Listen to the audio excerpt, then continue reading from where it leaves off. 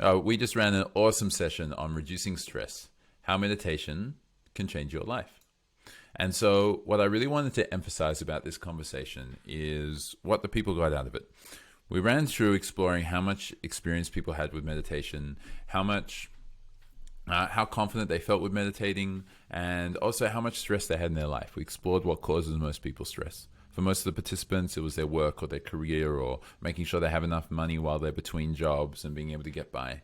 And so for a lot of people, that was their primary focus. Now, for most people, we're going to have some form of stress in our life. And we want to reduce that stress. If we're wise, if we're intelligent about it, we want to reduce the stress. On top of that, if we have a growth mindset, if we have that, then we also believe that we can overcome the challenges that we're facing in life. And so this stress which we're having, it can be a really, really, really considerable change. So what I wanted to share is that I guided the group through a 5-minute meditation. Only 5 minutes. And when we asked everyone beforehand how stressed they were, we were getting 5, 6, 7, 8. We're asking people how stressed they were afterwards. It was more like a 2 and a 3, and I think there was one 6, but it was still down from higher up. And in only 5 minutes,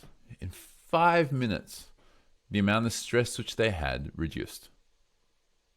Now imagine if you could do that in your life. If in 5 minutes you could reduce the amount of stress which you have in life.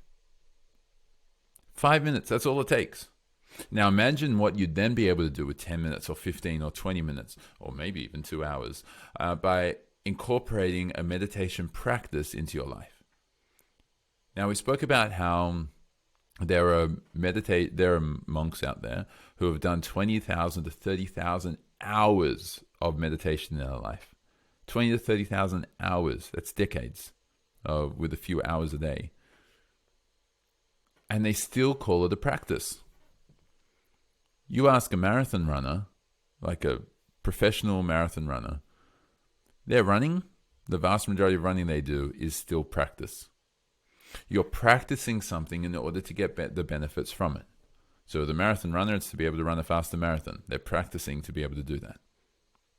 With meditation, it can be for anything. It can be to improve your health. It can be to have more energy. It can be to be happier, more productive, to improve your relationships in your life.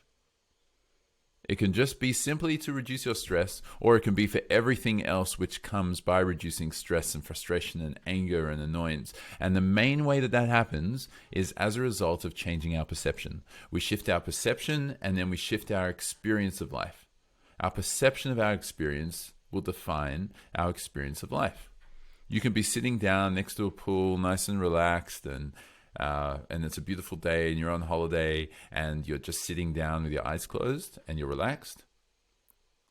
And yet for so many people, when they just sit on the couch, on a pillow, and they don't have anything else to do and they just got to watch their breathing, they feel bored and annoyed and frustrated and they don't want to sit there anymore.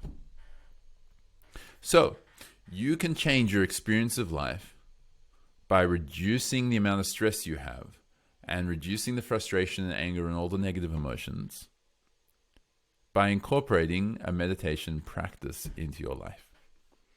So if you would like a recording of the conversation, and it was a really cool conversation actually. If you'd like a recording of that conversation, just let me know. Make a comment below or send me a DM, and I'll gladly get one of those sent over to you as well. Until then, we do have other sessions coming up as well. So we run these types of sessions every week between myself and my business partner. Next week, we're running one called Is Cryptocurrency a Fad? There's a lot of news about crypto. There are a lot of haters. There are a lot of lovers. And there are a lot of people who will die on their sword saying how amazing it is. And there are a lot of people who will die on their sword saying how it's absolutely useless and worthless. The ones that most people are most familiar with would probably be the likes of Warren Buffett and Charlie Munger. And it's really important to consider what cryptocurrency is and then decide for yourself if it's a fad or not. I personally do not believe it's a fad, but I do see that there are 18,000 coins out there, or more than 18,000. And really, we don't have much use for more than 20 or 50 or maybe 100. So a lot of these cryptocurrencies are fad, but surely not all of them. You'll explore that with Tristan next week if you come along. And then next one is how to find mentors that inspire you. Mentoring has been a really core part of my growth in my career and my growth as a husband and my growth as a father and just my growth in my health, in everything. Every single part of my life, I've had mentors that have allowed me to grow. And I struggled to grow until I had mentors. And so you don't just find a mentor for work colleagues, and you don't just find a mentor for people to tell you how to do something.